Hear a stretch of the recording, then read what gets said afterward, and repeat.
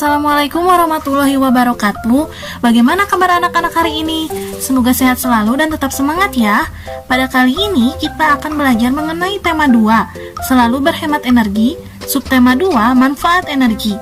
Simak videonya dengan baik ya. Submateri yang akan kita pelajari hari ini, yang pertama yaitu perubahan bentuk energi. Yang kedua adalah kewajiban menghemat sumber daya alam dan energi. Simak videonya dengan baik ya. Materi pertama yaitu perubahan bentuk energi.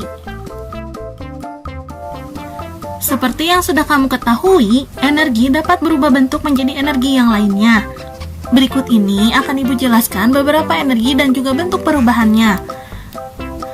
Yang pertama yaitu matahari. Matahari menghasilkan energi panas dan juga cahaya, lalu diubah menjadi energi listrik. Contoh dari perubahan energi matahari yang pertama yaitu pembangkit listrik tenaga surya, atau kita sebut dengan PLTS. Pembangkit tenaga surya mengandalkan sinar matahari sebagai sumber energi listriknya. Perubahan energi yang kedua yaitu energi air. Air bisa dimanfaatkan atau dirubah bentuk menjadi energi listrik. Contoh pemanfaatannya yaitu pembangkit listrik tenaga air atau PLTA. Pembangkit listrik tenaga air merupakan sumber pembangkit listrik yang menggunakan energi penggerak turbin yang berasal dari air. Di Indonesia, pembangkit listrik tenaga air memanfaatkan dari bendungan yang tersedia atau bahkan sengaja dibuat. Aliran air yang berasal dari bendungan akan memutarkan turbin sehingga turbin akan menghasilkan energi listrik. Perubahan bentuk energi yang ketiga yaitu energi angin. Energi angin menghasilkan energi gerak. Kemudian energi gerak ini dirubah menjadi energi listrik. Hasilnya yaitu pembangkit listrik tenaga angin atau PLTB. Bayu atau angin merupakan salah satu sumber energi terbarukan yang terdapat di daerah dengan potensi hembusan angin yang sangat besar.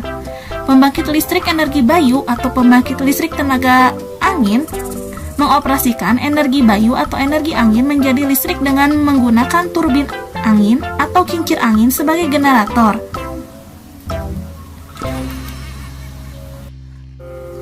Perubahan energi yang keempat yaitu energi listrik. Energi listrik merupakan salah satu sumber energi yang sangat banyak dimanfaatkan oleh manusia. Energi listrik berupa sumber tenaga arus listrik yang kemudian disalurkan ke berbagai saluran listrik sehingga dapat dimanfaatkan untuk berbagai hal. Energi listrik dapat diubah menjadi beberapa energi yang lain sehingga dapat memenuhi kebutuhan manusia. Contoh perubahan energi listrik adalah sebagai berikut. Yang pertama yaitu energi listrik dirubah menjadi energi panas. Contohnya adalah setrika, solder, dan juga penanak nasi. Perubahan energi listrik yang kedua yaitu energi listrik dirubah menjadi energi gerak. Contohnya adalah kipas angin dan juga mixer. Contoh perubahan energi listrik yang ketiga adalah energi listrik dapat dirubah menjadi energi cahaya. Contohnya yaitu lampu. Contoh perubahan energi listrik yang keempat adalah energi listrik dirubah menjadi energi bunyi. Contohnya yaitu radio. Selain contoh yang Ibu berikan, tentunya kalian bisa menyebutkan berbagai contoh lainnya dari perubahan bentuk energi listrik tersebut. Setiap harinya kita selalu menggunakan alat-alat elektronik dengan memanfaatkan energi listrik. Namun kita harus hati-hati dengan penggunaan alat-alat elektronik tersebut karena dapat berbahaya bagi diri kita. Adapun hal yang perlu diperhatikan dalam menggunakan alat-alat elektronik. Yang pertama, pastikan tangan dan kaki kita benar-benar kering saat menggunakan alat-alat elektronik. Kedua yaitu pastikan tidak ada air pada stiker maupun stop kontak. Ketiga, jangan menyalakan alat-alat elektronik apabila kabelnya terkelupas atau dalam keadaan basah. Keempat, jangan memasukkan benda apapun selain steker ke dalam stop kontak. Kelima, jangan menarik kabel saat akan melepas steker dari stop kontak, sebab akan membuat kabel mudah putus. Materi yang kedua yaitu kewajiban menghemat sumber daya alam dan energi. Sumber daya alam yang ada di kita merupakan anugerah dari Tuhan Yang Maha Esa. Oleh sebab itu, maka kita berkewajiban untuk menghemat sumber daya alam tersebut demi anak cucu kita nanti. Adapun kewajiban menghemat sumber daya alam, yang pertama, wajib untuk dipergunakan secara bertanggung jawab pada hal-hal yang bermanfaat. Kedua, wajib menghemat penggunaannya, tidak boleh menggunakan secara berlebihan. Ketiga, wajib mendahulukan penggunaan energi alternatif yang bisa diperbaharui. Keempat, wajib untuk dirawat dan dilestarikan. Contohnya yaitu wajibnya kita melestarikan hutan. Kelima, yaitu wajib menggunakan alat-alat atau teknologi pemanfaatan sumber daya alam yang ramah lingkungan. Keenam, yaitu menghemat penggunaan kertas.